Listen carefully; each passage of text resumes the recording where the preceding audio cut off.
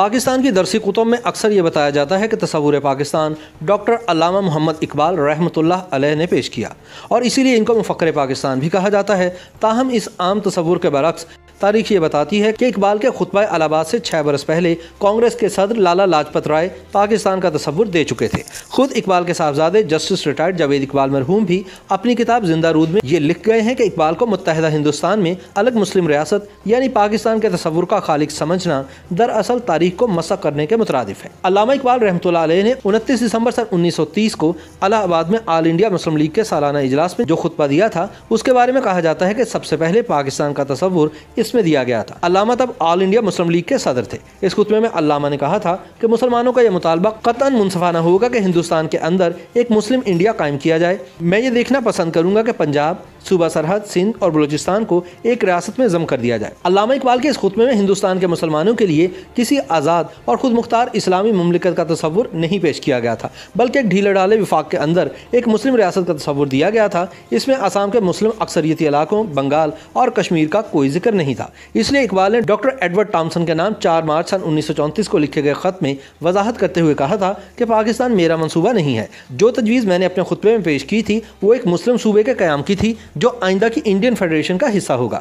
تاہم دستاویزات اور کتابوں میں محفوظ تاریخ یہ بتاتی ہے کہ اقبال کے خطبہ الہ آباد سے 6 برس پہلے کانگریس کے تب کے صدر لالا لاجپت رائے خود پاکستان کا تصور دے چکے تھے۔ لالا لاجپت رائے نے سن 1924 میں لاہور کے ایک اخبار ٹریبیون میں ایک مضمون لکھا تھا جس میں پہلی مرتبہ برصغیر کی فرقہ وارانہ بنیادوں پر تقسیم کا منصوبہ پیش کیا گیا تھا۔ اس منصوبے کے مطابق مسلمانوں کی 4 ریاستیں ہوں گی: صوبہ سرحد، مغربی پنجاب، سندھ اور مشرقی بنگال۔ انہوں نے لکھا کہ اگر ہندوستان کے کسی اور علاقے میں مسلمانوں کی اتنی تعداد یکجا ہو کر ان کا صوبہ بن سکے تو ان کی بھی اسی طرح تشکیل ہونی چاہیے، لیکن یہ بات اچھی طرح سمجھ لینی چاہیے کہ یہ متحدہ ہندوستان نہیں ہوگا۔ انہوں نے لکھا کہ اس کا مطلب یہ ہے کہ ہندوستان واضح طور پر مسلم انڈیا اور غیر مسلم انڈیا میں تقسیم ہوگا، لیکن لالا لاجپت رائے کے منصوبے میں بلوچستان کا ذکر نہیں تھا۔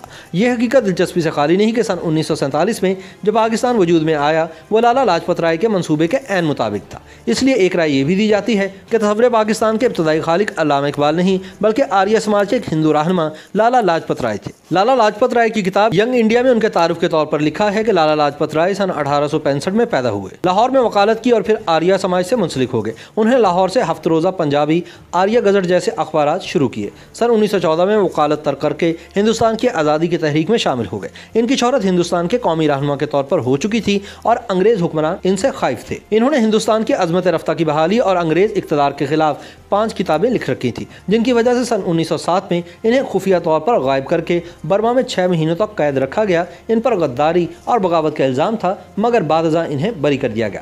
پہلی جنگ عظیم کے دوران لالا امریکہ چلے گئے جہاں انہوں نے ہندوستان کی آزادی کے لیے 32 صفحات پر مشتمل ایک دستاویز تیار کی جسے امریکی سینٹ میں بحث کے لیے منظور کر لیا گیا۔ سن 1919 میں لالا لاجپت رائے واپس انڈیا آئے۔ 1920 میں انہیں کلکتہ میں انڈین نیشنل کانگریس کا صدر منتخب کر لیا گیا۔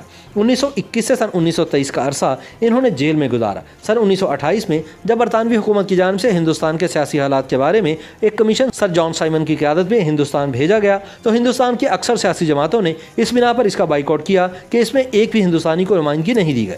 جب کمیشن نے 30 اکتوبر سن 1928 کو لاہور کا دورہ کیا تو لالا لاجپت رائے کی قیادت میں مظاہرہ کیا گیا جس میں مظاہرین نے سیاہ پرچم لہرا کر سائمن واپس جاؤ کے نعرے لگائے۔ انگریز افسر ایس پی جیمز اسکاٹ نے مظاہرین پر لاٹھی چارج اور بالخصوص لالا لاجپت رائے پر شدید تشدد کیا جس کی وجہ سے انہیں زخم آئے اور زخموں کی تاب نہ لاتے ہوئے یہ 17 نومبر سن 1928 کو انتقال کر گئے۔ انہوں نے اس جلسے سے خطاب کرتے ہوئے کہا تھا کہ مجھ پر لگنے والی ہر ضرب برطانوی تابوت میں آخری کیل ثابت ہوگی۔ لالا لاجپت رائے کے قتل کا بدلہ لینے کے لیے 10 دسمبر سن 1928 کو ہندوستان سوشلسٹ ریپبلک آرمی کا ایک خفیہ اجلاس ہوا جس میں بھگت سنگھ بھی شریک ہوا۔ 17 دسمبر کو بھگت سنگھ اور ان کے ساتھی راج گرو نے انگریز ڈی ایس پی سینڈرز کو جیمز اسکاٹ سمجھ کر قتل کیا۔ پھر بھگت سنگھ نے دہلی میں مرکزی اسمبلی پر بم پھینک کر خود گرفتاری دے دی۔ لاہور سازش کیس میں جس میں ایس پی سینڈرز کو قتل کیا گیا اس کی پاداش میں بھگت سنگھ کو 7 اکتوبر سن 1930 کو سزائے موت سنائی گئی اور شادمان چوک لاہور میں پھانسی دی گئی۔ ماہرین کا کہنا ہے کہ یہ بات طے ہے کہ علامہ اقبال کے خطبہ الہ آباد سے بہت پہلے مسلمانوں کے لیے ایک الگ وطن کا تصور سب سے پہلے لالا لاجپت رائے نے ہی دیا تھا، جس کی وجہ انہوں نے یہ بیان کی تھی کہ مجھے ہندو مسلم اتحاد کا مسئلہ پریشان کر رہا ہے۔ میں 7 کروڑ مسلمانوں سے خوفزدہ نہیں ہوں، لیکن میرا خیال ہے کہ اگر ہندوستان کے 7 کروڑ مسلمانوں کے ساتھ افغانستان، وسطی ایشیا، عرب, मेसोपोटामिया और तुर्की के मुसल्लह जत्थे मिल गए तो इनके खिलाफ मज़ाहमत मुमकिन नहीं होगी। हैरत की बात यह है कि जब लाला जैसे कांग्रेसी रहनुमा ये लिख रहे थे तब कायदे आज़म हिंदू मुस्लिम इत्तेहाद के अलमबरदार थे। मज़ीद दिलचस्प बात यह भी है कि मार्च सन 1947 में ऑल इंडिया कांग्रेसी मजलिस आमला ने पंजाब की फ़िरकावाराना बुनियादों पर तकसीम के हक़ में जो करारदाद मंजूर की थी वो भी लाला लाजपत राय की स्कीम के मुताबिक थी। और फिर अप्रैल सन 1947 में सरदार पटेल, जवाहरलाल नेहरू और गांधी ने बरसगीर की तकसीम जिस उसूल की बुनियाद पर मंजूर की थी वो भी बिल्कुल वही उसूल था जो लाला लाजपत राय ने सन 1924 में पेश किया था।